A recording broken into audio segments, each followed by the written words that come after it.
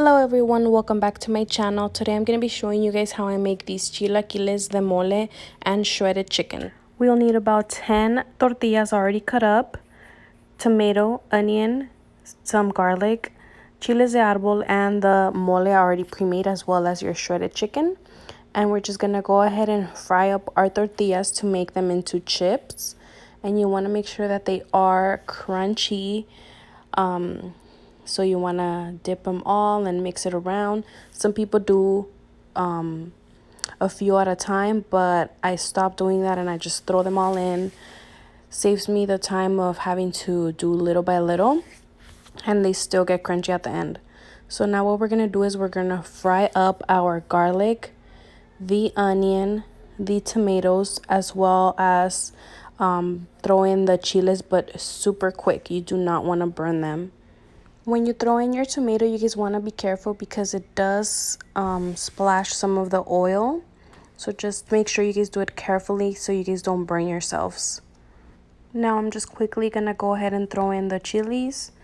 And like I said, it's going to be super fast. You guys will see how they start to change color. And then you guys want to immediately take them out of the oil. You could set these aside separately, but I just like to throw them in along with the chips so that all the oil could just drain at the bottom. And then we're going to continue to fry our onion, tomato, and garlic for a little longer. And then we're going to just go ahead and flip the veggies around. And I do have the video on how how my mom makes the mole from scratch. And this is part of the steps. So I'm just doing this to make my mole a little more authentic. But really you don't need it because the mole you buy at the store already tastes just like it. But I'm just doing these extra steps to make it a little more authentic. So now we're going to go ahead and blend all this together. The chiles de árbol along with the mole that's already pre-made, our onions, garlic, and the tomato. At this point, I'm just going to go ahead and turn my stove off because I don't want it to keep heating up. I'll be adding 1 tablespoon of chocolate abuelita, which is the hot chocolate powder, and 1 tablespoon of sugar.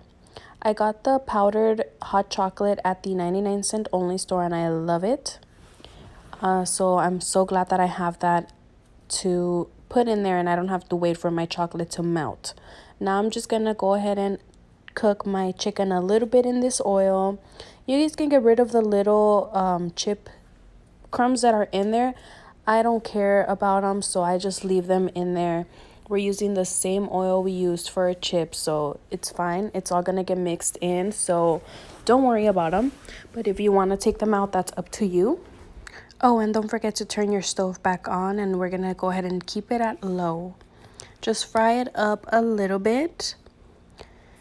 And then we're going to skip on over to blend our sauce. Just add a little bit of salt to your liking and blend. Now we're just going to go ahead and pour this over our chicken. Let it boil a little so that all the flavors can just incorporate and the chocolate that we added in there can melt as well.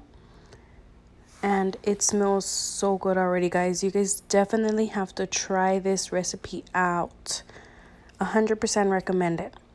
Now turning it back off, adding our tortilla chips in there. I like to leave some on the side too so I can scoop my food with it, but you guys can throw them all in there. Mix it all up and it is ready to serve. I love to top this off with some cheese. This is mozzarella cheese. You guys could do queso fresco and it is delicious. My family ended up loving it. My mom is super picky and she ended up liking it as well. So definitely give it a try. Thank you guys for watching and have a good one.